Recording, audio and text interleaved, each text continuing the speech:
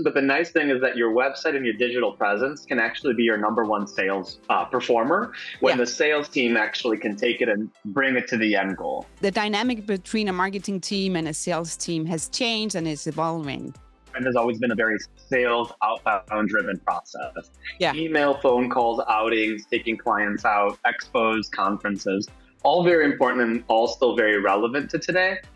There's a bit of butting heads when it comes to sales and marketing because everybody's kind of fighting for the lead. Who owns the lead? It actually doesn't matter who owns the lead. Right. What's important is that the lead comes to the end goal and actually converts, right? Yeah. Welcome to Leadership in Manufacturing Podcast, your go-to resource for mastering leadership excellence in the dynamic world of electronics. I'm your host, Sannah Vinding, and I'm so excited you're here. I'm here to bring you insightful interviews with industry leaders from distribution, the manufacturing sector, and also manufacturing reps. Before we start, I have a small request. If you're enjoying our podcast on platforms like Apple Podcasts or Spotify, please hit the follow button. Your support is going to help us to bring in even more amazing guests to share the valuable knowledge. So thank you for listening in. If you want to learn more, check out our website. It's called leadershipinmanufacturing.com.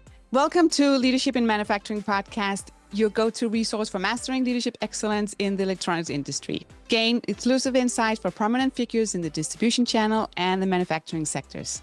I'm your host, Sannah Vinding, and I'm so excited that you're here today. Before we kick it off, I have a small request. Hit that subscribe button. You know, maybe you're listening on Apple Podcasts or Spotify. It's going to help the channel, so thank you. So, okay, let's get back to the show here. I want to introduce today's guest. It's Dan Salganik. He's the managing partner at VisualFizz, a leading marketing agency based in the greater Chicago area. With a background in entrepreneurship that started during his college years, Dan has a passion for business growth and development. He leads the growth strategies at VisualFizz, focusing on client relationship, project management, digital strategy, and business development. So welcome, Dan. I'm looking forward to hear your perspective on the industry. Yeah, thanks for having me. I really appreciate it. And I'm quite excited to talk all things manufacturing, industrial, anything relating to kind of that segment. And thanks for having me on the show. Yeah, no, on marketing, right? This is my passion. So let's combine it, the manufacturing and the marketing. Absolutely. So let's kick it off here, because I want to hear your passion about marketing and especially within the manufacturing sector. Yeah, it's an interesting journey because if you were to ask me when I launched VisualFizz, would I be specialized in manufacturing? The answer would have probably been no. We started the agency just about 7 years ago from this point.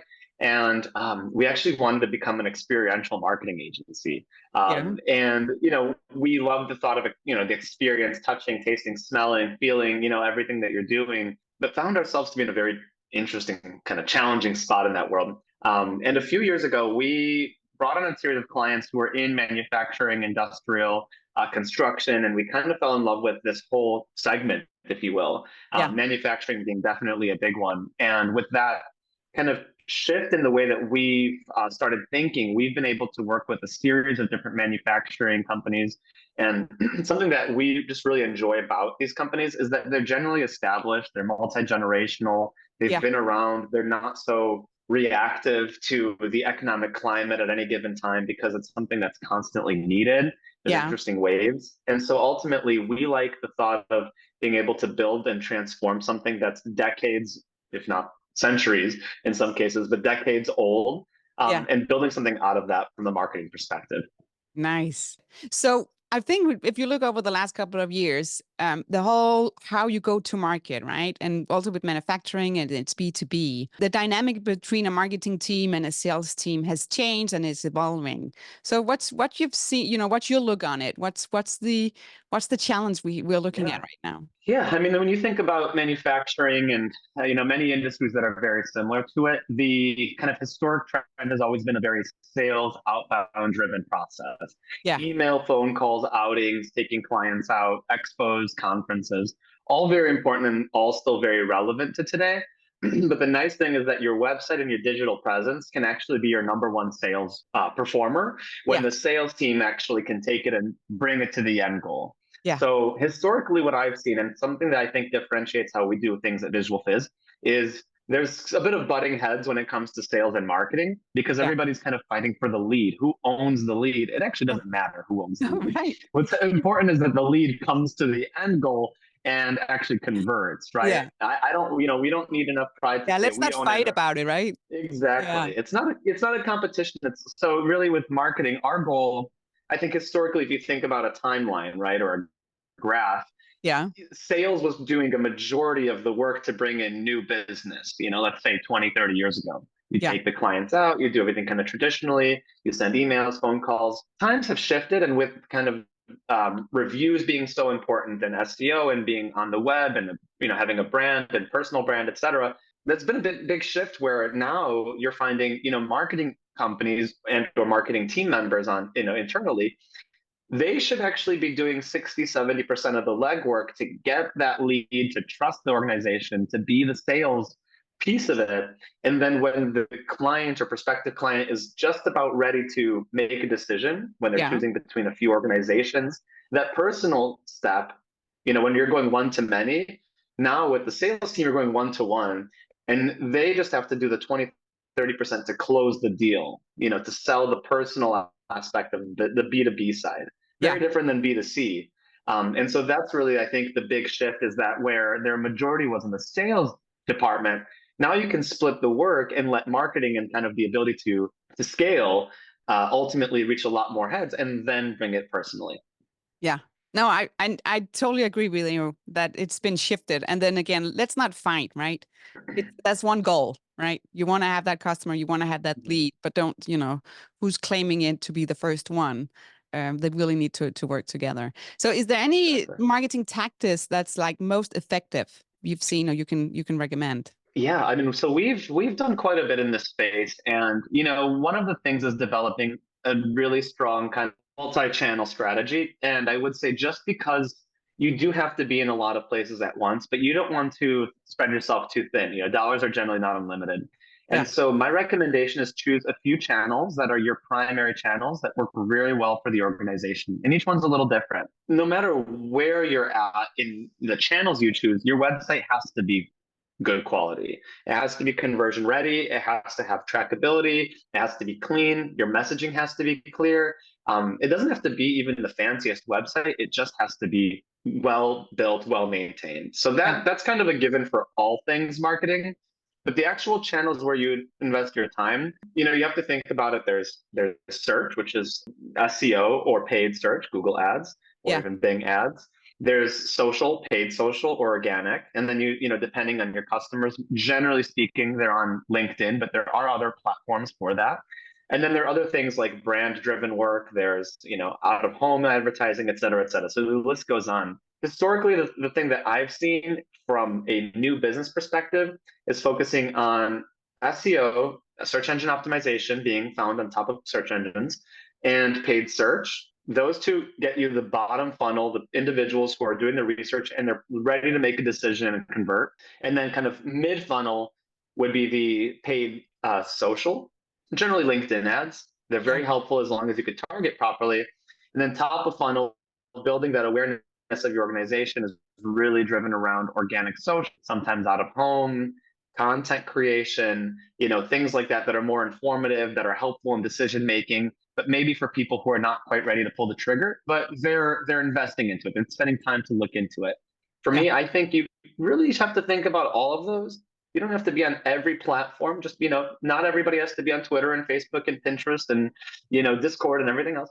But you do have to choose a couple of platforms that you really excel in and focus Yeah. your time and energy on those, and then bring them to the website. Yeah. What about the whole video? What have you seen over the last couple of years? How important is it to bring video to the table here? Video is important. I would say, sometimes we do have clients in manufacturing and industrial that want to do TikTok because it's the cool thing. And though in some cases companies do very well on TikTok, I would say for many of the clients I've spoken to, it's not going to make or break your business. No. But I do believe that having video both on your website, on either Vimeo or YouTube, and having information about what you offer is actually crucial. Yeah. Many of us now in the age of reels and stories don't want to read as much as we used to. And so ultimately, if you can save yourself a page of reading with an introductory video, a how-to, FAQs in the form of videos, and then dive into the actual words, Yeah. the hybrid between the two does very well, especially in B2B. So oftentimes, when it does help quite often to build a brand video or develop a brand video to kind of be your first pitch, making sure that works. And then depending on the product that you're offering or the services that you're offering, having videos that explain these things are always very, they don't have to be a huge lift, and they're pretty fundamental to just answering a lot of questions that you'll probably end up having to answer anyway Yeah. later on. Yeah. Yeah. And it's great for SEO also, actually. Sorry, I was just thinking that if you put them on YouTube too, YouTube is owned by Google. Yeah. And so ultimately you can use these as an SEO driver as well. So there's even, off-site opportunities with having video that help you in the long run, because they're all interconnected, to a degree. Yeah. Yeah. It's a win-win, right? To do it. If you have, of course, if you have you have the resources and the dollar amount to create the videos, because it does take some investment in it. With all these, right, you have so many options, and I'm sure it could be overwhelming from some manufacturers, right, to say, oh my God, I need to jump in here or need to expand.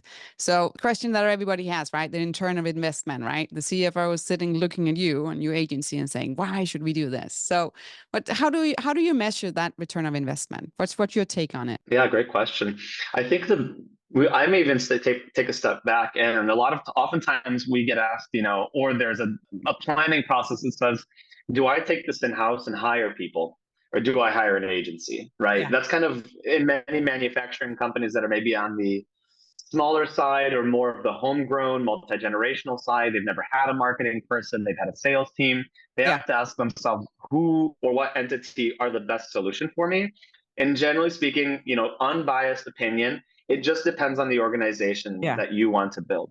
If you want to have an organization that is strictly focused on your product, and you don't want to have to build a new arm of the business, which is your marketing arm, I recommend an agency, because there's quite a bit on the agency side that can be beneficial. We've already got our systems in place. We have our process in place. We have our payroll in place. We're in charge of the inherent risk of, different economic changes. There's a bit of, fluidity in developing the relationship. So I'd say if you're kind of on the fence, or you have a very small marketing team, like a marketing coordinator, a director, and there's just that one person, but you want to have that full service offering, I recommend the agency. Yeah. On the other hand, if there are large organizations, that can afford to build on an entire marketing team, it makes sense, as long as you're willing to kind of have that be part of the business structure, that you're going to be hiring these specialists. Yeah. Oftentimes I find that, there are marketing teams of one for pretty sizable organizations. And I will empathize with these folks, because I'm the same way. They're kind of masters of many things. They're very proficient at many things, but they're not masters of many things. Yeah. And that's a challenge when you do want to get in the technical side of things. You want to get into SEO, paid search. So bringing on a whole team can be very beneficial. So it just kind of depends on that. And that's a question that comes in quite often. And then with the question of return on investment, which is very, something that comes up every day. One thing that's fairly often overseen is trackability of your marketing campaigns. And what that means is really making sure that we are tracking the beginning, middle, and end of that campaign. Yeah. We're not buying, e-commerce products for $100 or $200 or $500. So we can't just say that our $100 ad produced a $500 sale. It's kind, it's a little more, it's not as black and white. And so oftentimes what we have to do is develop a game plan, which starts with the campaign and ends with proper usage of the CRM tools to basically tie everything into place. As an example of that, if we're running a paid search campaign on Google, we are able to track every click, every time anybody goes on the website, every conversion, and then our abilities kind of stop there to a degree, if nothing is done past that. If there's proper use of the CRM, which is kind of what I was talking about earlier, is like when we hand off the baton to the sales team, it's now their responsibility to take the baton and take it to the finish line and let us know, whether that's through just updating the CRM, talking through with us on our regular calls, etc., what that conversion looks like. Because oftentimes we ask our team members, our clients, what is your average sale? What is your lifetime value of the customer? What is what is the conversion worth to you? And those are the numbers that we have, because we're not fully, we're not ingrained in the business, because we're not internal members. But Yeah. our goal is to try to get as much information as possible so that we can make active judgment calls based on, our type of spend and the types of campaigns that we're running. Yeah, that was a long answer, but I like it. Sorry. No, it's okay. No, but it's again, it's back to it depends, right? There's so many factors you have to look at, and it is for the long game, right? I think that's the most important. It's not like you're saying, "Oh, we're only doing it for 2 months," right? You have to look at that bigger picture. You have to. Yeah, you really, my recommendation if anyone's working with an agency, especially just because when you're hiring for full time, they're here for a long time. Yeah, But with agencies, I recommend minimum, and I say this really with a large asterisk, 3 months to even think about where that campaign is going. And oftentimes, we've acquired customers from, them not having such a great experience with other agencies. And really, it comes down to just the lack of transparency and yeah, discussion. yeah, When we think about it, even a 3 month initial campaign with new customers, the first month is getting to know each other and yeah, letting us become experts in your space. And then the month 2 and 3 are really learnings and improving, A/B testing. And we have to keep doing that. But yeah, most agencies, that's why they do have a 3, 6, or 12-month minimum, because you really have to spend the time and communicate and learn. But at the same time, it's very important that the agency or the marketing partner you have communicates why things may take a minute, yeah, or why you need to be patient, or why conversions are up or down. And similarly, when you can celebrate the wins, letting the customer understand why the conversion happened or how the conversion yeah. happened, and how do we accelerate that to increase sales. Yeah, no, I totally agree here. I want to talk a little bit personal about you. So, skill set, right? How do you, what's the last skill set you added, to your knowledge or to your backpack? For me personally, I've run VisualFizz, our agency, for 7 years now, and it has been such a unique opportunity to learn so much. This is my longest standing job as being the founder. And so recently, a lot of what we're doing is developing. We've grown into a proper team, and I think really as you start to think about that, you have to find efficiencies in the right way, Yeah, just like any manufacturing line, right? And so what I've done is I don't want to find efficiencies by skimping out on hours or work or anything for my clients. Where I do want to find efficiencies is in our processes yeah, internally. So lately, the thing that I've kind of put in my backpack has been developing a all-in-one, and we've had something like this, but it's just accelerating and evolving. It is an all-in-one project management tool. The opportunity to have communication moved into one central area where the whole process, beginning, middle, and end, lives, and integrating our whole agency to become a smarter company, to know where our hours are being spent yeah, fully. We have an idea. We've always known how we're utilizing hours, but by putting some time, energy, and investment towards developing a really strong kind of line of efficiency for how we're project managing our projects, that's going to accelerate the work that we do, as well as allow us to do bigger and better projects. yeah, So that has been the biggest thing. And then almost another thing is internally looking at the company, and I do this about every 2 years, is ask, where are we now and where do we have to be in the next few years? And so part of that is also verticalizing a little bit further to, this kind of define who are the customers that we want to continue building onto our client list for the next 2, 3, 4, 5 years. And so yeah. those two objectives have been my big kind of goals this year so far. That's awesome. Yeah, because you have to look at yourself, right, and say you cannot just hit a plateau, right? You need to grow. You need to find out, what is these like next skill sets. How about communication? Because I think in any organization, right, if it's manufacturing or if it's like you with an agency, right, it's so important to have transparency, to have a proper communication. And now with your marketing background, right, how do you run something like effective communication internal in your organization? Yeah, it's a challenge, but I think we do a great job. Whenever you think about an internal position and then you think about an agency, it's like multiplying your internal role by 15 or 20 or however many clients you have. Yeah, So we're not just running one campaign, we're running dozens at a time. yeah, And so it can get very, it's like a highway, not even like a highway, it's like a roundabout, and everybody has to get off at their exit and make sure that they're moving properly. And so we utilize a couple of tools, Slack being our primary tool, yeah, email, regular call schedules. And it's important that we have, I'd say 3 or 4 major lines, right? One of them being VisualFizz to client communication. So that we always make sure we leave a good paper trail. We have regular weekly or biweekly calls. We have regular reporting calls. Yeah. We send summaries almost after every single call. We send an agenda almost before every single call. It's all tracked. We utilize actually AI to transcribe and to Nice. summarize the calls that Yeah. we're on. So that way, if anyone's ever sick or out, we can do get a faster kind of readout.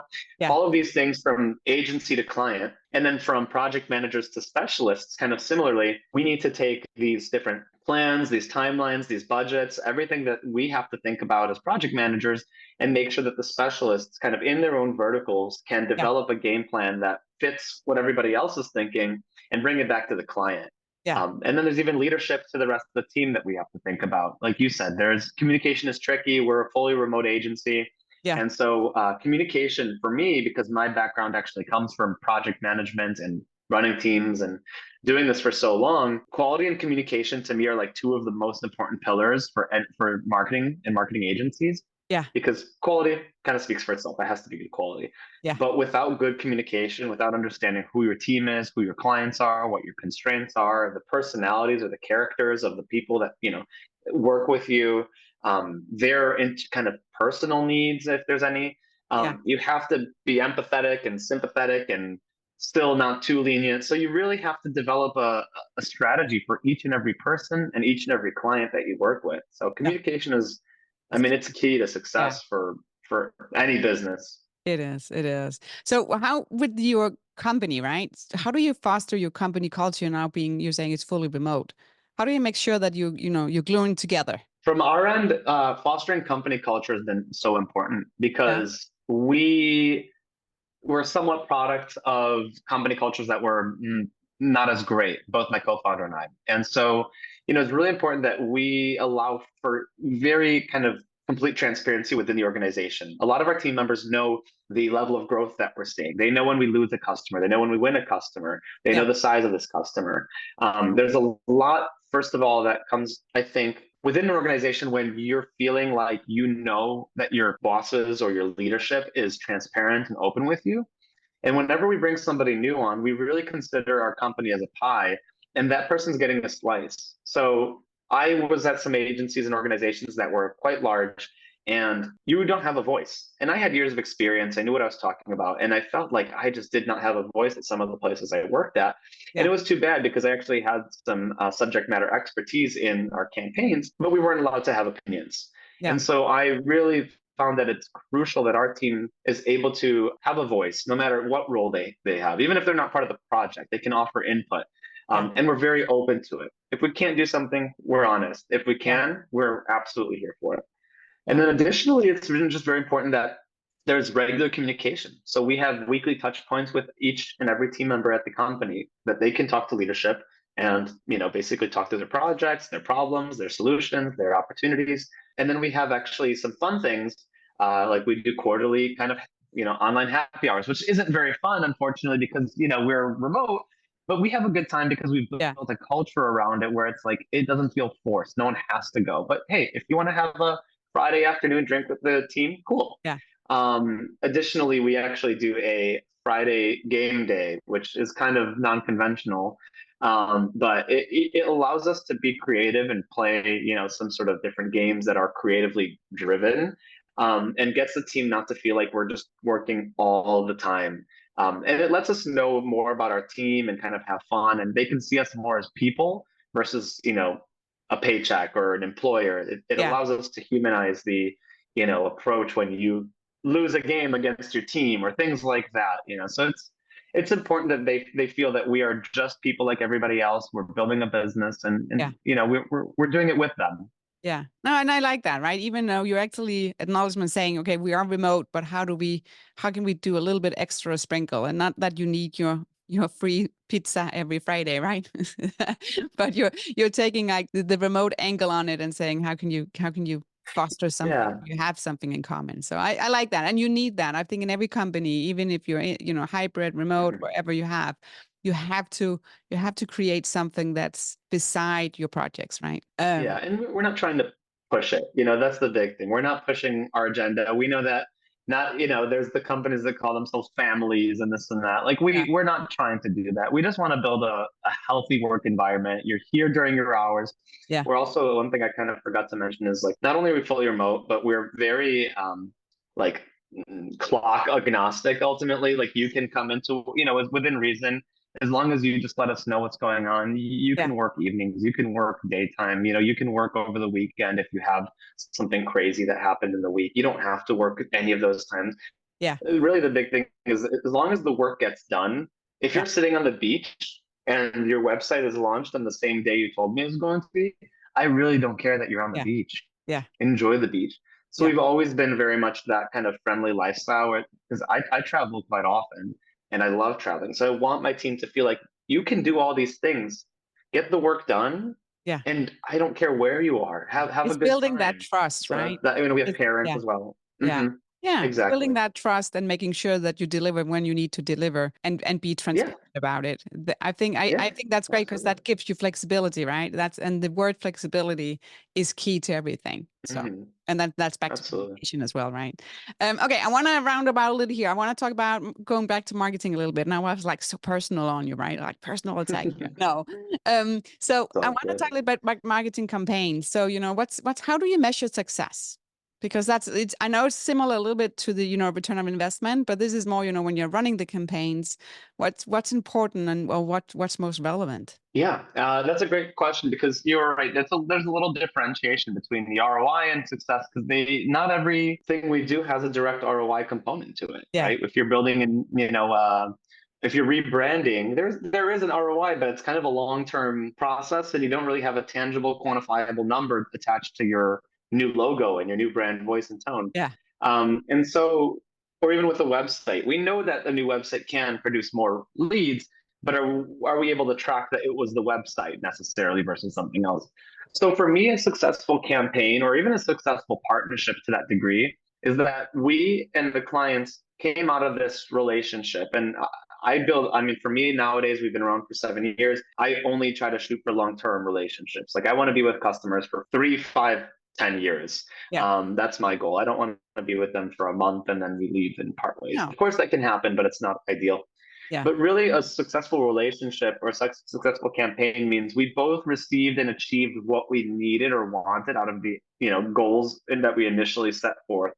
So whether we're doing a rebranding or a social media push, or we're developing something that's very driven by lead generation, the outcome is positive on both ends. In the sense that we have built a strong relationship. The client has seen the results that they were hoping to see or achieve. And there's opportunity to continue doing business together. Like that to me is very successful because that means they'll refer us, they've been happy, and I can go back and write a case study. I can, we can get reviews. It's a win-win. And really this is a word, that I think is very important that, this word became kind of a bad word, is synergy, which I don't like. But the word I like to use is symbiotic because, when you have a symbiotic relationship, both kind of organisms, they work in tandem to create a better relationship for both, better outcome for both of them. So I think relationships should be very much symbiotic. We both should win at the outcome of it. Yeah, I like that. Really good. So last question here. If you're looking to look at yourself, right? And you have to give yourself an advice like 10 years ago, what kind of advice would you have given yourself? Oh man. Yeah, that's a tough one. So I built this business with $50. It was a startup through and through. And I think maybe in the beginning, what I would have done is be a little bit more aggressive to begin and build this business.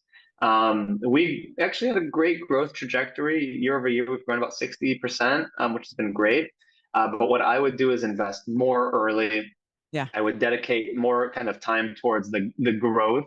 And I probably, as a founder, as an owner, would pull myself out of the business by 20, 30, 40% intentionally so I could continue growing the business. So that's something that I think a lot of founders have a dilemma for, especially when they're, not a very large organization, especially as agency owners, because oftentimes we build agencies out of passion for what we do versus, oftentimes in other industries, it's like knowledge or, there's a hole in the marketplace that I can fill. agencies were like, I love this. Maybe. I could do this all day. Yeah. Yeah, exactly. And so it's hard to give up that baby at times. Yeah. So one of the things I would have done, maybe not, well, 10 years ago, I was even, maybe I would have gone specialization and gone back to school. I don't think I would do that. I have too much fun doing this.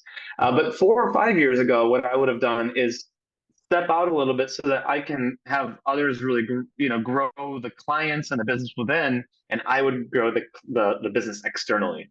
Yeah. Because we're still doing that now, where I'll jump back in and I'm like, I got to move out of here. I love this work, but I've got to step back. Yeah. So I would say like that's my kind of mid-range, what I would have done. Going back 10 years, maybe I would have bought some Apple stock or something as well. Some Tesla stocks. That's always like so easy now to say, oh, I should have done that, right? Yeah. Of that Bitcoin. I know, right? Yeah. No. Yeah, but I think that's what I would have done. And I think I would have specialized. Sorry, I think about it a lot, and I love being a full service agency, but I think one of the few things that I go back and forth about is specializing. And we didn't do that when we launched. We're kind of thinking about it now. But I probably would have gone and specialized the agency a little bit more. Okay. I'll bring you back in 5 years, and then we'll find out, what. Yeah, please. Right? Yeah. Oh, maybe see where we go. Yeah. No, yeah. I like that. I think it's good. You're really reflecting here. So if any of the listeners want to connect with you, how can they reach out to you? Yeah, I mean, definitely hop on our website, read our case studies, look at, everything that we've offered, because we've spent a lot of time building it up.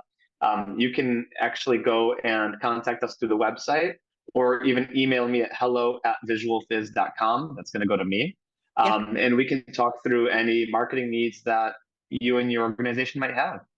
Awesome. And I'll put that in the show notes, and I'll also make sure to put it on the website episode page that's on leadershipinmanufacturing.com. So don't freak out if you didn't write it down. We will have the click here. So Dan, thank you so much. I really liked it. I know we went, from the marketing, which I really love, and we went in, getting a little bit personal on you, because I always think it's interesting to hear about how your growth and, your skill set. And I really like your perspective. And I think going back, and also with all these episodes that I have, communication is the key, right? It's so important to have that communication. But I also like your answer on the whole return on investment, because I think that's somebody in any organization, as a manufacturer, they will sit there and saying, we want to know the return on investment. So it all depends, right? 100%. Yeah, I appreciate it. I've had a great time, and always happy. I could talk all day about marketing, manufacturing, growth, entrepreneurship. So it's probably good to stop me at a certain point, because I could go all day. Keep going. So I appreciate it. Yeah, no, you're welcome. Thank you. If you like Leadership in Manufacturing podcast, don't forget to subscribe, rate, and share the show wherever you get the podcast. Our podcast is for interested decision makers like yourself, providing a personalized experience to elevate your leadership journey. So be sure to tune in. You'll have access to a wealth of practical advice and innovative strategies, boosting and refining your leadership style. So check it out. It's on leadershipinmanufacturing.com. Remember, stay curious, keep learning. See you next time.